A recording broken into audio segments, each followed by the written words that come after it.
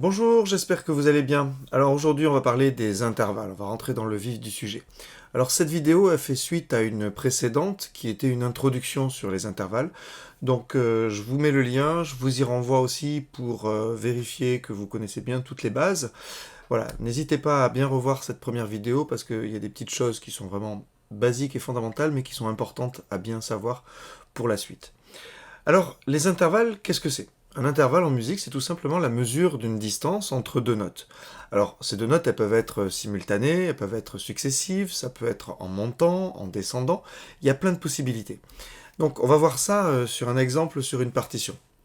Alors, par exemple, si on prend ces deux notes ici, Do et Mi, on voit que les deux notes, bon, elles sont jouées l'une après l'autre, et il y a une certaine distance entre les deux qui n'est pas très élevée. Hein. On pourrait compter du Do jusqu'au Mi, Do, Ré, Mi, ça fait 3 notes. Ici, entre le Do et le La, la distance elle est plus élevée. Hein. Do, Ré, Mi, Fa, Sol, La, ça fait 6. Et les notes, elles sont toujours jouées l'une après l'autre, et on a toujours la direction ascendante vers le haut. Alors ici, par exemple, c'est pas pareil, parce que les notes sont jouées simultanément, et si on compte, Mi jusqu'à Do, Mi, Fa, Sol, La, Si, Do, ça fait également 6 notes de l'une jusqu'à l'autre. Alors ici, on a les notes successives, on en a 4, et elles sont en descendant, contrairement à ici, où elles étaient en montant. Ici, ça descend. Ici, on a un autre intervalle qui lui est plus petit, puisque d'une note à la suivante, elles sont juste à côté, du Mi au Ré. Ça fait donc 2 notes, et c'est toujours en descendant et successif. Ici, on a 7 notes en montant, du La jusqu'au Sol. Et ici, enfin, on a 2 notes simultanées qui représentent 8. Hein, si on compte de Do jusqu'à Do, on a 8 notes. Alors, il existe des termes pour décrire tout ce que je viens de dire, et on va voir ça tout de suite. Alors, lorsque les intervalles sont simultanés, on va parler d'intervalles harmoniques. Ça s'écrit comme ça. Et c'est le cas, par exemple, de celui-ci. C'est aussi le cas de celui-là. Hein, les notes sont jouées simultanément, c'est donc des intervalles harmoniques. Alors au contraire, lorsque les notes sont jouées successivement, on va parler d'intervalles mélodiques.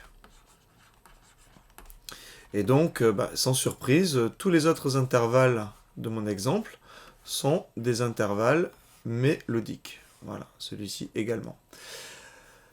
Voilà, donc intervalle harmonique, intervalle mélodique. Alors, quand l'intervalle est dirigé vers le haut, comme ça, on dit que c'est un intervalle ascendant. Hein, ici aussi, intervalle ascendant, et là également. Lorsque, au contraire, les notes vont vers le bas, comme c'est le cas ici, ou ici, on parle d'intervalle descendant. Alors, il faut bien comprendre que ça a du sens uniquement pour les intervalles mélodiques, où les notes sont jouées l'une après l'autre. Il est évident que quand on a les deux notes simultanément, il n'y a pas de sens ni vers le haut ni vers le bas, puisque les notes sont jouées en même temps. Alors une fois qu'on a dit ça, il faut quand même qu'on rentre un petit peu dans le détail et qu'on précise le nom des différents intervalles en fonction de la taille. Donc, si on a un écart de 2 notes, ça va s'appeler une seconde.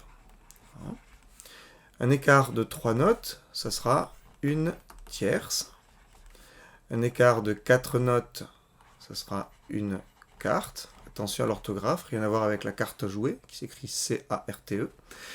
Un écart de 5 notes, ce sera la quinte. Un écart de 6 notes, la sixte. 7 notes, la septième. Et un écart de 8 notes, ce sera l'octave.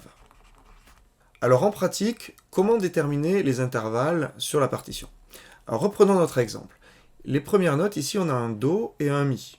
Donc, la méthode, ça va être tout simplement de compter sur les doigts. On va compter la première note et on va s'arrêter à la dernière. Donc Do, Ré, Mi. On arrive à 3 notes, ça sera donc une tierce. On va l'indiquer sur la partition, c'est donc une tierce. Hein, je rappelle donc, on compte la première note, on compte la dernière note. Il y a parfois des confusions à ce niveau-là. Alors, prenons l'intervalle suivant. On a un Do jusqu'au La. Donc, on va compter Do, Ré, Mi, Fa, Sol, La. On arrive à 6. 6 notes, c'est donc une sixte. Alors, intervalle suivant, ici. On a un intervalle harmonique où les deux notes sont simultanées. Donc là, on va compter du bas vers le haut, c'est ce qui est le plus naturel, mais on pourrait compter du haut vers le bas, ça ne changerait rien. Finalement, la distance entre les deux notes ne change pas selon le sens où on le prend. Hein, par exemple, on pourrait se dire qu'entre Paris et Lyon, il y a la même distance qu'entre Lyon et Paris. Si on prend le même chemin, la distance est identique, quel que soit le sens. Donc si on compte du mi jusqu'au do, mi, fa, sol, la, si, do, on arrive à 6, c'est également une sixte. Intervalle suivant, alors on a un intervalle mélodique descendant, du si jusqu'au fa, on va compter, donc en descendant, si, la, sol, fa. Je compte la première, je compte la dernière, et je compte en descendant puisque l'intervalle descend. Si, la, sol, fa, je trouve 4. C'est donc une quarte. Intervalle suivant, on a un mi et un ré. Donc les notes se suivent. 1, 2, mi, ré, ça fait 2, ça sera une seconde.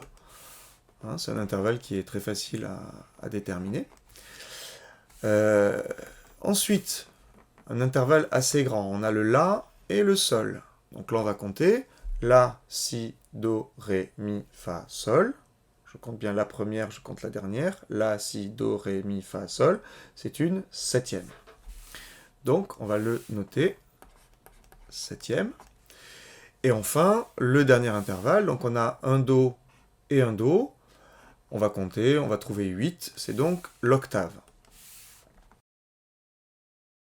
L'octave, c'est un intervalle qui est facile à repérer parce que c'est la même note, finalement, qui est soit plus haute, soit plus grave, mais c'est la même note en haut et en bas de l'intervalle.